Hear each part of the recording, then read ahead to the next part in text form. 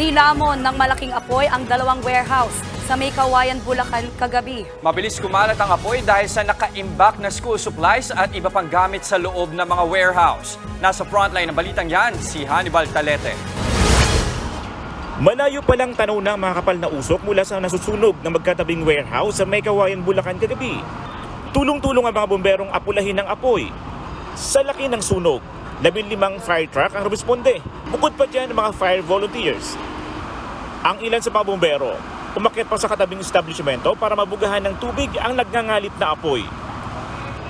Ayon sa mga otoridad, mabilis kumalat ang sunog dahil sa nakaimbak sa loob ng warehouse. Ang laman nito ay puros mga school supplies.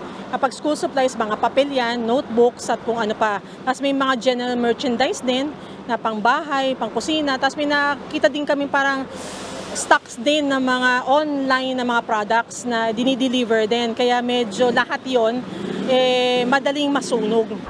Dahil sa lakas ng apoy, bumagsak na ang mga bubong ng dalawang warehouse. Ang katabing resort, natarantan na rin dahil pader lamang ang pagitan mula sa nasusunog na warehouse.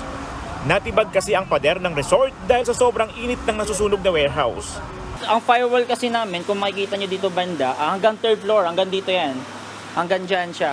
So, nung time na sobrang init na, sobrang na talaga siyang affected, gumiba siya, gumuhos talaga siya.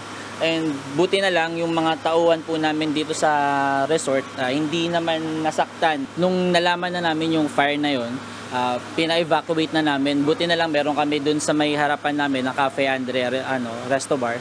Meron din dun sa ibaba, meron kaming tawag na ito, parking area. So nandun sila ngayon na naka-evacuate. So safe naman sila dun. Wala namang naitalang sugatan o nasawi sa sunog dahil nakauwi na mga empleyado ng warehouse. Pag wala na kasing tao, ang lahat ng ilaw nakapatay na yan. Yung breaker namin, patay na yan. As in, madilim na.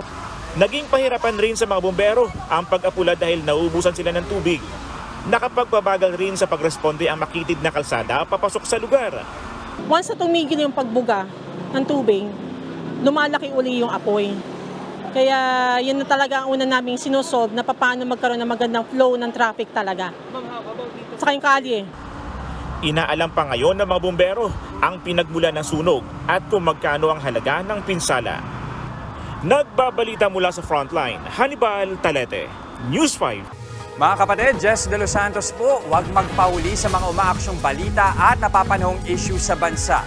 Para sa mas malawak na balitaan, mag-subscribe at mag-follow sa social media pages ng News 5.